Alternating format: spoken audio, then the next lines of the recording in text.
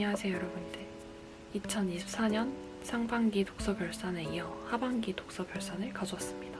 댓글로 워낙 독서 추천해달라고 하시는 분들이 많아서 빠르게 찍어보았습니다. 특별히 이번 영상에서는 구독자 댓글 이벤트도 있으니 영상을 꼭 끝까지 시청해주시길 바랍니다.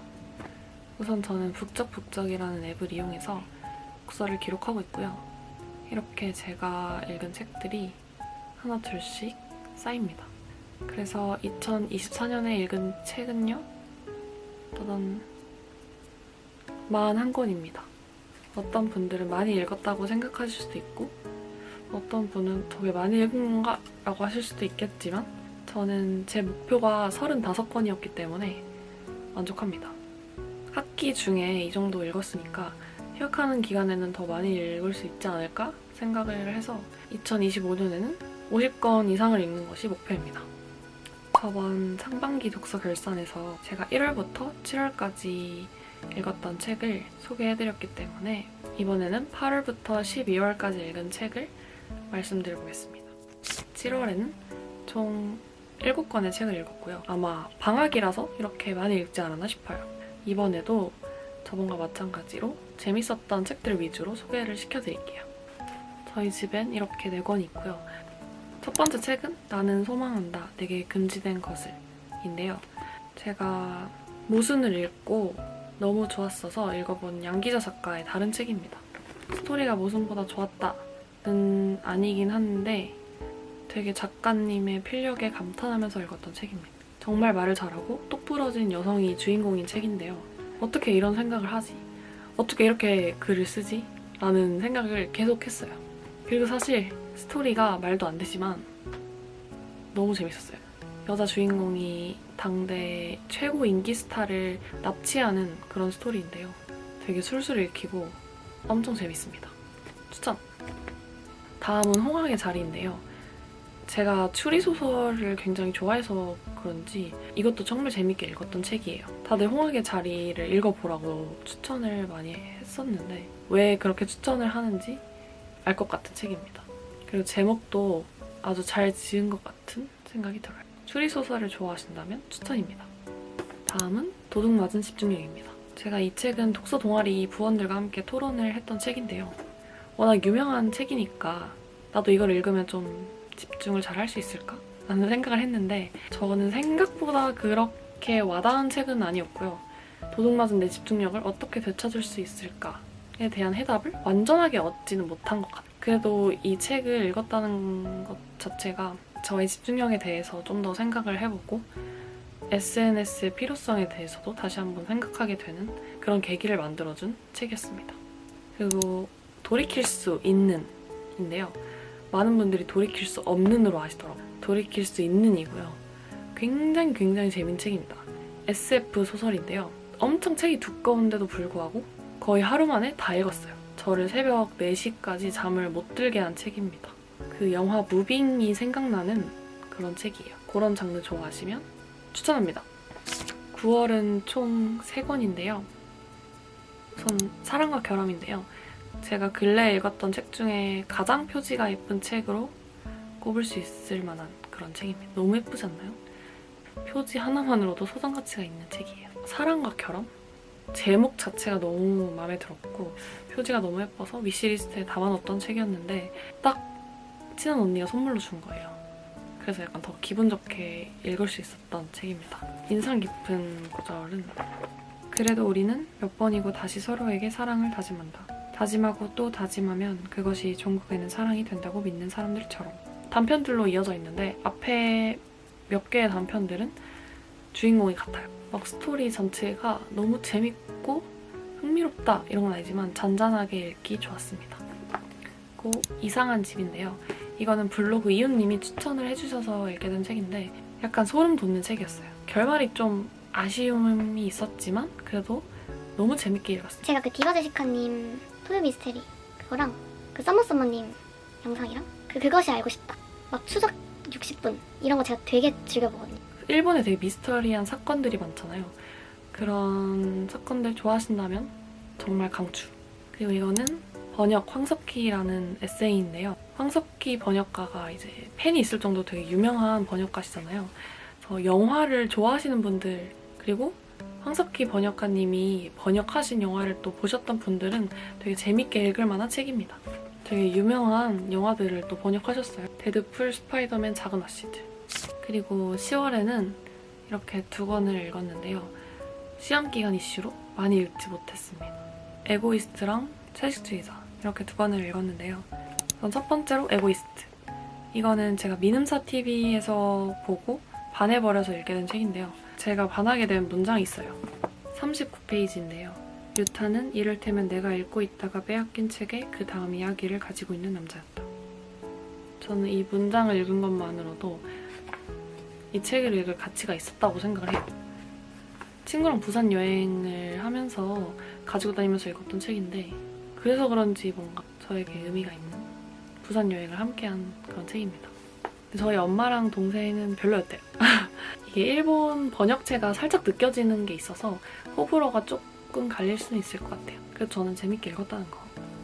다음은 한강 작가님의 채식주의자입니다. 또 노벨 문학상을 받으셨으니 안 읽어볼 수는 없겠더라고요.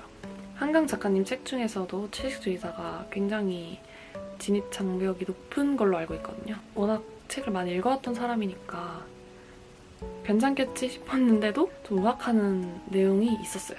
그래서 책 입문자들에게 추천드리고 싶지는 않고 책을 그래도 어느 정도 읽으셨다 하시는 분들에게는 꼭 추천해드리고 싶은 책입니다.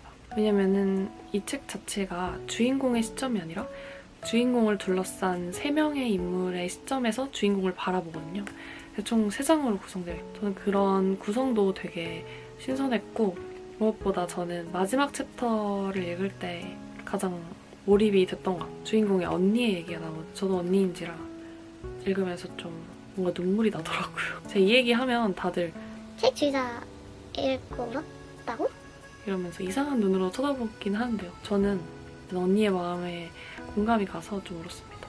좀 역겨운 장면들이 있지만 그 의미를 알면 또 다르게 보이는 책입니다. 11월은요. 이렇게 3권을 읽었습니다. 가녀장의 시대, 시대의 복, 호명사회, 이 중 하나는 거짓말. 이슬아 작가님의 첫 장편 소설로 알고 있는데요. 이거 읽으면서 너무너무 재밌었습니다. 약간 피식피식 웃음이 나오는 그런 책이고요. 그리고 이게 또 전하고자 하는 메시지가 되게 확실하기 때문에 20대 초중반 분들에게 추천드리는 책이고요. 되게 주인공이 너무 멋있어요. 나도 저렇게 되고 싶다. 저런 삶 살고 싶다. 이런 생각을 하면서 읽었던 책입니다. 재미점수 100점. 마지막 12월에도 3권의 책을 읽었습니다. 1차원이 되고 싶어, 급류, 잘 지내기를 바라는 마음 이렇게 3권인데요. 1차원이 되고 싶어는 제가 고등학생 때 읽었다가 최근에 다시 읽게 된 책인데요. 여러분 대도시의 사랑법 보셨나요? 제가 정말 강추드리고 싶은 영화인데 제가 그 영화를 3번이나 봤어요. 3번 다 다른 사람이랑 봤는데 같이 본 대상이 누구냐에 따라 또 느낌이 달라지는 그런 영화더라고요. 대도시의 사랑법 보면서 저 막 엄청 눈물 흘렸는데 이제 그 영화를 보고 나서 박성영 작가님의 책을 다시 한번 읽어야겠다 하면서 읽게 된 건데 역시 고등학생 때 읽었을 때도 좋았는데 다시 읽어도 또 좋았습니다. 그래서 대도시의 사랑법을 만약에 재밌게 보셨다 하시는 분들에게는 이 1차원이 되고 싶어라는 책을 추천드립니다. 박상현 작가님의 대도시의 사랑법도 제가 예전에 읽었었는데 저는 개인적으로 이 책이 조금 더 재밌고 잘 읽히는 것 같았어요. 그리고 이 책이 퀴어 소설이기도 해서 퀴어 소설 입문으로도 약간 추천드리고 싶은 책입니다. 그리고 요즘 또 엄청 유명한 책이죠. 급류입니다. 유명한 만큼 역시 재밌게 읽었고요. 이 책을 읽으면서 든 생각은 나도 저런 사랑을 할 수 있을까? 라는 생각을 했어요. 저렇게 애절하고 저 사람 없으면 안 되고 저 그런 사랑 할 수 있을까요? 사실 이 책 초반 부분을 읽고는 되게 추리소설 같을 거다라고 예상을 했는데 그게 아니라 사랑 얘기였어요. 인상 깊었던 문장은요. 100페이지인데요. 도담에게 사랑은 금리와 같은 위험한 이름이었다. 휩쓸려 버리는 것이고 모든 것을 잃게 되는 것. 발가벗은 시체로 떠오르는 것. 더는 사랑에 빠지고 싶지 않았다. 왜 사랑에 빠진다 라고 하는 걸까? 물에 빠지다, 늪에 빠지다, 함정에 빠지다, 절망에 빠지다. 빠진다는 건 빠져나와야 한다는 것처럼 느껴졌다. 사랑 얘기입니다. 요것도 추천. 그리고 마지막 책은요. 잘 지내기를 바라는 마음인데요. 이건 제가 동아리 부원한테 추천을 받아서 친구한테 선물을 했다가 친구 읽는 거 보고 저도 읽고 싶어서 친구한테 빌린 책입니다. 되게 얇은 책이라서 이렇게 가방에 쏙쏙 넣고 다니면서 읽기 좋은 그런 책이기도 하고요. 저는 어떤 느낌을 받았냐면 저는 이제 한 페이지 한 페이지 넘길 때마다 다 너무 좋은 얘기여서 이게 되게 얇은데 글에 물을 타지 않고 그 내용 자체를 완전히 압축해서 담아놓은 느낌을 받았어요. 제가 이 책을 읽으면서 살짝 소름이 돋았던 게 이 책에 영화 윤희에게 내용이 나오는데요.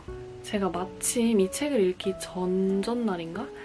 영화를 딱 봤었거든요, 집에서. 눈이 내리는 날에 보기 좋은 영화라고 그래서 제가 딱 그 영화를 보고 막 그 영화에 젖어 있을 때였는데 딱 이 책에도 그 내용이 나오는 거죠. 그래서 와, 소름이다. 이런 생각을 했었습니다. 저도 친구한테 목도리 같은 걸 주면서 같이 선물을 했던 책인데요. 그런 식으로 선물을 하기 좋은 책입니다. 주는 상대방한테 너가 잘 지냈으면 좋겠어 라고 하면서 잘 지내기를 바라는 마음을 주면 그 마음이 더 잘 전달되지 않을까요? 상반기에 이미 8월까지의 책을 소개를 했어서 이번에는 좀 분량이 적긴 하네요. 제가 이번에 구독자 댓글 이벤트를 설명을 해드리려고 해요. 제가 이 이벤트를 정말 예전부터 하고 싶었는데 사실 구독자가 별로 없어서 해도 의미가 없을 것 같았어요. 네, 그래도 5,000명이 넘었으니까 이제 해도 되지 않을까? 라는 생각이 들었고요. 총 4명을 뽑을 건데요. 다음번에 더 많이 뽑아볼게요. 제가 그냥 보고 마음에 들거나 좀 눈에 띄는 그런 댓글을 쓰신 분 2명 플러스 그냥 랜덤 돌려서 랜덤 2명 이렇게 총 4명을 뽑을 것이고요. 양식은 그냥 제가 지금까지 말씀드렸던 책들 중에서 아무거나 제목을 쓰시면 되고요. 그냥 급류 읽고 싶네요. 이런 식으로만 쓰셔도 참여가 완료되는 것이고요. 가은상의 시대 이렇게 쓰시고 밑에 이걸 왜 읽고 싶은지 이렇게 댓글을 다셔도 참여가 됩니다. 양식은 그냥 책 내용만 들어가 있으면 되고 자유롭게 쓰시면 되는데요. 꼭 제가 앞에서 보여드린 혹은 언급한 책들 중에서 선택을 해서 써주셔야 돼요. 그래야 제가 뭔가 읽고 좋았던 책을 선물하는 느낌이 될 것 같아서 이렇게 정해봤고요. 제가 1월 25일에 유튜브에 공지를 올릴 테니까 알림 설정 해두시면 좋을 것 같고요. 이 내용은 댓글에 조금 더 정리를 해둘게요. 그리고 만약에 댓글에 급류 이렇게 써주셨으면 급류 책을 제가 직접 사가지고 선물 드릴 건데 제가 전에 이 영상 올린 적 있잖아요. 이 영상에 나오는 제가 직접 만든 책갈피나 이렇게 제가 추천드렸던 포스트잇 같은 거를 같이 넣어서 드리려고 해요. 근데 뭘 같이 넣어서 드릴지는 아직 약간 미정이고요. 그 책 맨 앞부분에 제가 이 책을 읽고 가장 좋았던 문장을 책 4권에 각각 써서 드릴 예정인데 그러니까 여러분 제가 보낸 책 어디 파시면 안 돼요. 소장하셔야 돼요. 그럼 여러분 많은 참여 부탁드리고요. 2025년 파이팅입니다.